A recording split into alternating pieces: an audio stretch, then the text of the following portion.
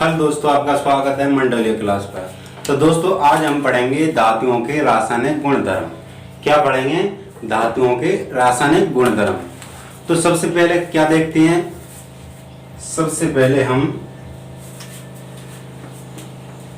एक नंबर का हमारा कि धातुएं, जो धातु होती हैं वे ऑक्सीजन से क्रिया करके धातु ऑक्साइड बनाती हैं। सबसे पहले का जो रासायनिक गुणधर्म है वो है धातुएं ऑक्सीजन से क्रिया करके धातुएं ऑक्साइड बनाती हैं। ओके, तो लिखेंगे धातुएं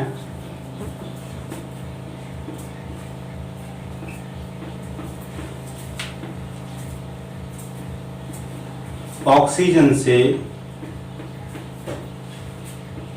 क्रिया करके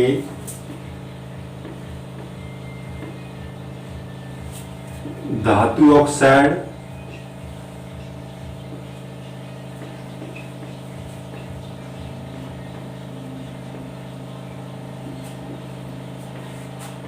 बनता है। क्या है? धातुएं ऑक्सीजन से क्रिया करके, किससे? धातुएं होती हैं वे ऑक्सीजन से क्रिया करके क्या बनाती हैं? धातु ऑक्साइड, धातु ऑक्साइड बनाती हैं। जैसे उदाहरण लेंगे हम, तो उदाहरण देखेंगे। सबसे पहले हम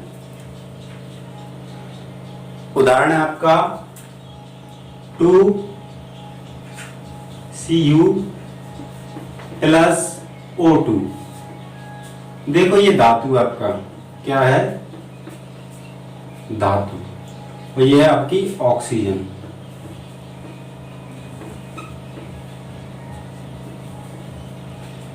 धातु ऑक्सीजन के साथ क्रिया करके क्या बनाती है? धातु ऑक्साइड बनाती है। क्या बनाती है?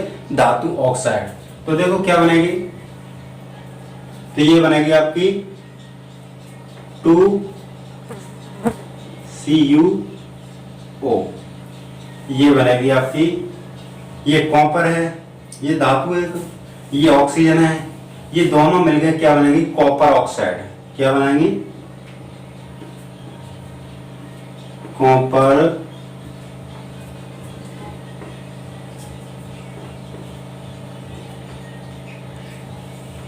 ऑक्साइड का निर्माण करती हैं।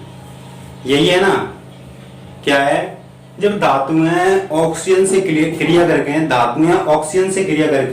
धातु ऑक्साइड का निर्माण करती हैं, जैसे कॉपर प्लस O2, तो दोनों मिलकर क्या कर रही हैं? कॉपर ऑक्साइड का निर्माण कर रही हैं। ये आपकी समझ में आ गया होगा। और दूसरा उदाहरण लेते हैं।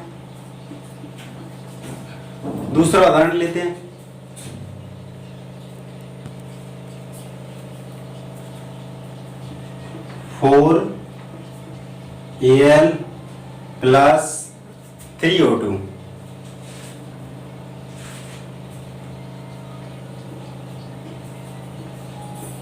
ये भी क्या है? धातु।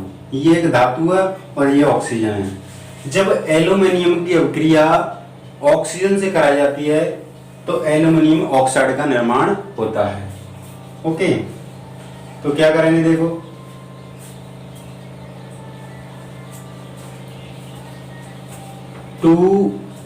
Al2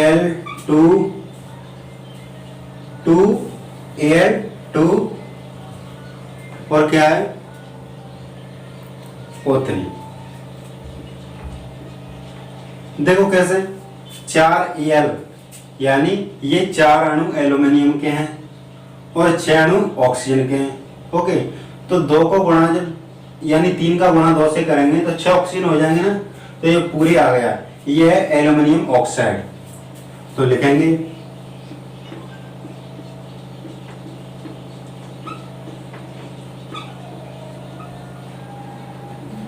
ये एल्यूमिनियम,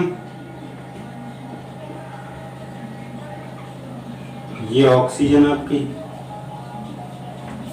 ये आपकी एल्यूमिनियम ऑक्साइड।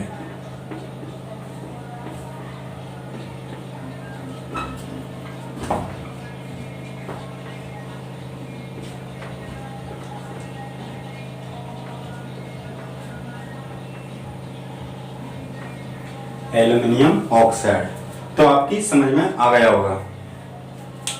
देखो सिंपल सी वो है, देखो एल्युमिनियम ले लिया यानी धातु ले लिया और ऑक्सीजन ले ली। जब धातु की क्रिया ऑक्सीजन के साथ होती है तो क्या बनती है? धातु ऑक्साइड। क्या बनती है? धातु ऑक्साइड। यही कह रहा है कि धातुएं ऑक्सीजन से क्रिया करके धातु ऑक्साइड बनाती हैं, धातु ऑक्साइडों का निर्माण करती हैं। ये आपका एक गुण हो गया। ओके,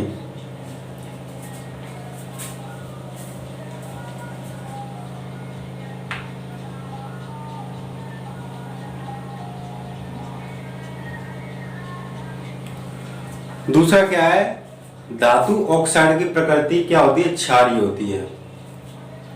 धातु ऑक्साइड की प्रकृति क्या होती है? क्षारीय होती है।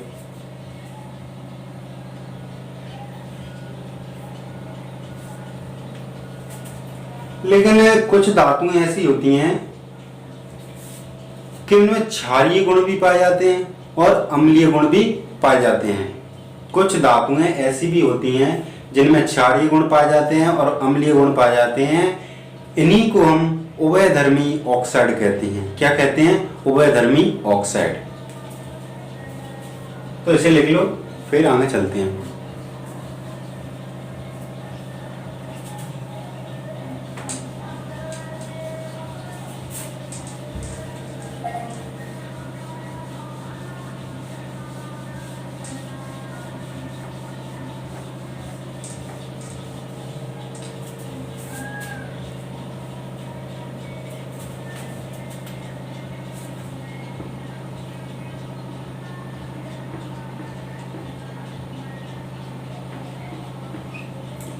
धातुओं की प्रकृति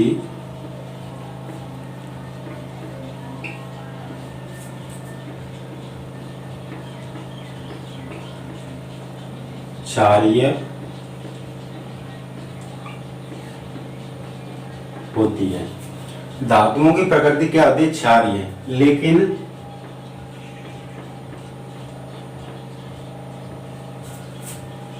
कुछ धातुओं में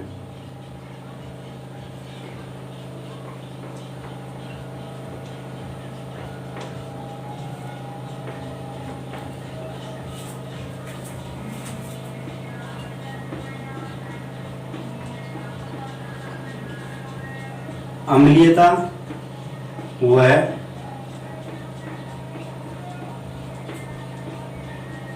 क्षारीयता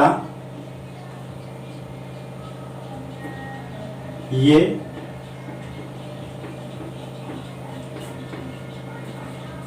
दोनों गुण पाए जाते हैं। दोनों गुण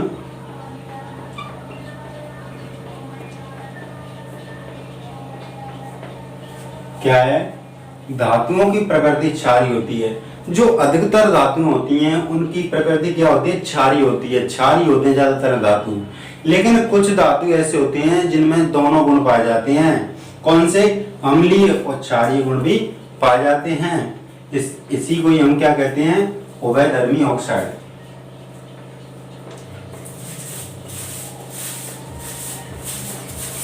इन्हीं को ही हम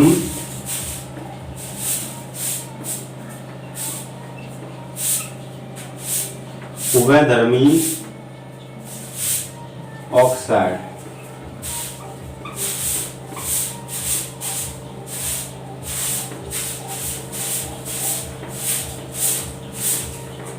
कहते हैं। क्या है? ध्यान से सुनो कि कुछ धातुएं यानी ज्यादातर धातुएं क्षारीय होती हैं। क्या होती हैं? ज्यादातर धातुएं क्षारीय होती हैं, लेकिन कुछ धातुओं में क्षारीयता तथा अम्लीयता के गुण दोनों प्रदर्शित होते हैं। दोनों गुण पाए जाते हैं। इन्हीं को हम क्या कहते हैं? उभयधर्मी ऑक्साइड। क्या कहते हैं? उभयधर्मी ऑक्साइड। जैसे हम लेते हैं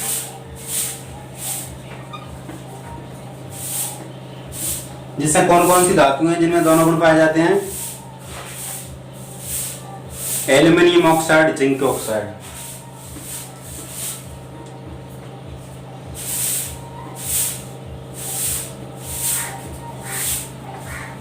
आदि। ये क्या है, ये धातु है, वे धातु हैं जो जिनमें क्या पाए जाते हैं, दोनों गुण, अम्लीय गुण और क्षारीय गुण दोनों प्रदर्शित होते हैं। ये क्या है, उभयधर्मी ऑक्साइड हैं, उभयधर्मी ऑक्साइड हैं। ओके, तो आगे चलते हैं।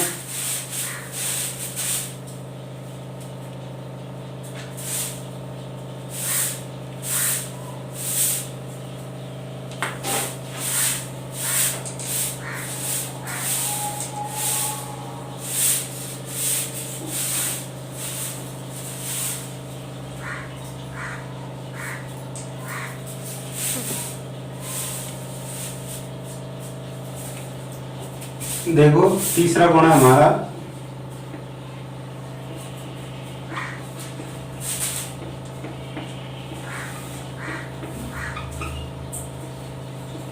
धातु ऑक्साइड अम्ल या क्षारक से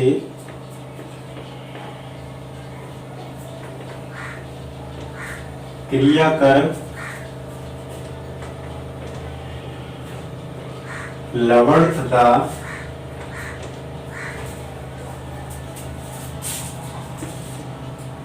जल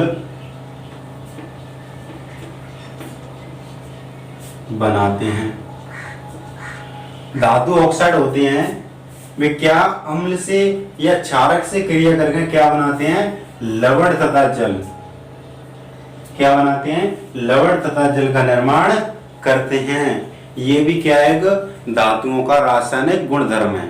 ओके,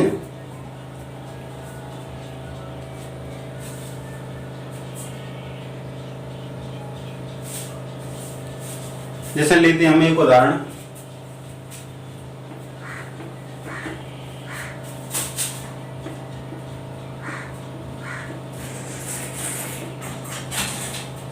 जैसे लेते हैं एल्यूमिनियम ऑक्साइड,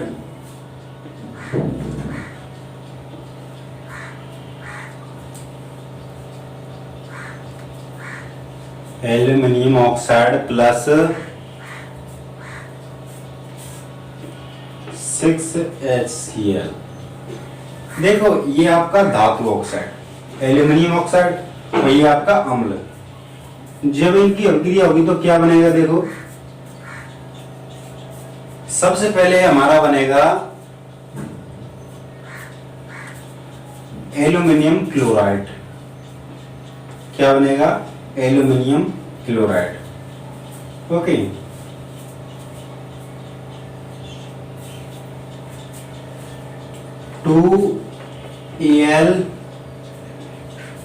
AlCl3।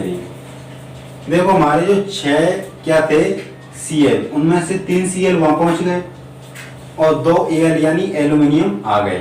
ओके, अब बचा क्या, 3 ऑक्सीजन बचे और 6 हाइड्रोजन और 3 Cl बचे। यही है ना, यानी 6 Cl पहुंच गए पूरे। देखो 2 का गुणा जब 3 से करेंगे तो 6 होगा, तो यानी Cl 3 और Al 2, यानी पूरे पहुंच चुके हैं। अब बचा क्या, 6 हाइड्रोजन 3 ऑक्सीजन, यही है ना। तो देखो 3H2O, ये आपका हो गया क्या, जल बना और लवण बना। एल्यूमिनियम क्लोराइड ये एक लवण है और ये क्या है, जल। तो देखो क्या कहता है, धातु ऑक्साइड अम्ल या क्षारक से क्रिया करके लवण तथा जल का निर्माण करते हैं, लवण तथा जल का निर्माण करते हैं। यह आपका उदाहरण हो चुका है। ओके, तो आगे चलते हैं।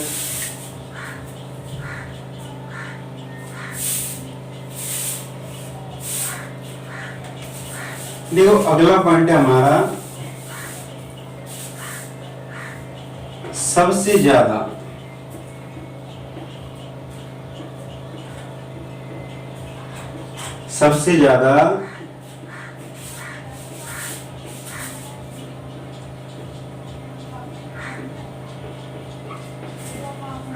अभिक्रियाशील धातु, सबसे ज्यादा अभिक्रियाशील धातु कौन कौन से हैं, देखो सबसे ज्यादा अभिक्रियाशील धातु है आपके पोटेशियम सोडियम। पोटेशियम सोडियम है सबसे ज्यादा अभिक्रियाशील धातु हैं, पोटेशियम और सोडियम। ओके, इन्हें अगर हम खुले में रख दें, किसमें, खुले में रख दें, खुले वातावरण में, तो ये बहुत ही जल्दी वायु से क्रिया करके, ऑक्सीजन से क्रिया करके आग को पकड़ लेते हैं, आग लग जाती है इनमें। इसलिए इनको हम किसको, सोडियम तथा पोटेशियम को सुरक्षित स्थान पर रखते हैं।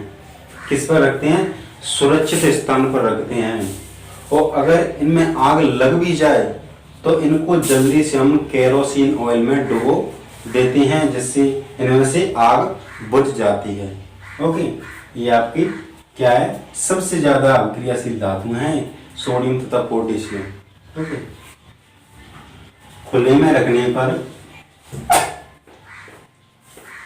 इन्हें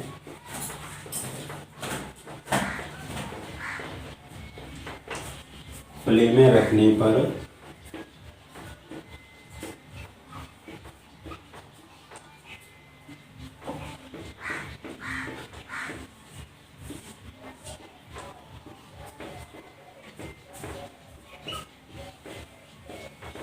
पकड़ लेती है। क्या पकड़ लेती है, आग पकड़ लेती है।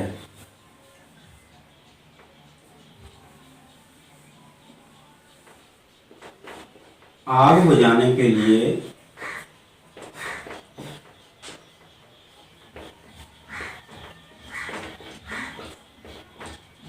क्या, आग बुझाने के लिए इन्हें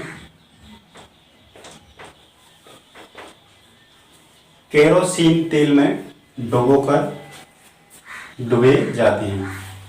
इन्हें आग बुझाने के लिए इन्हें केरोसिन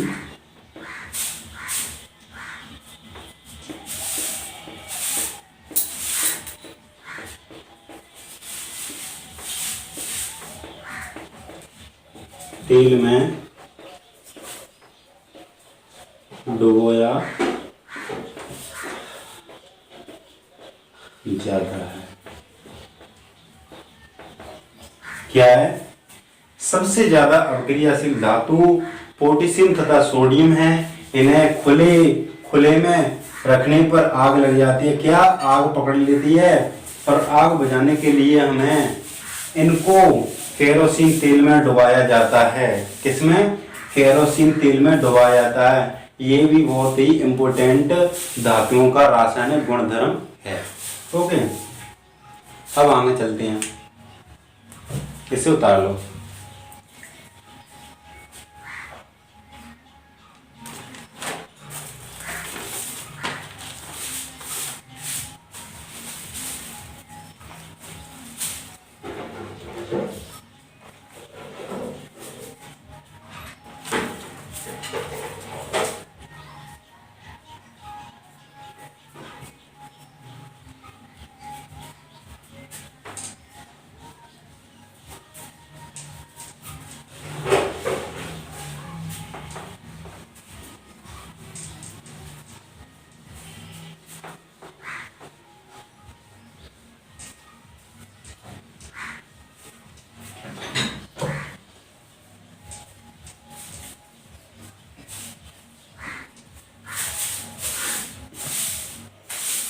देखो एक और पॉइंट है हमारा,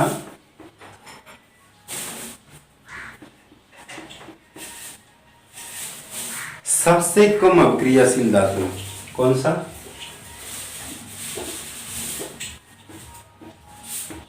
सबसे कम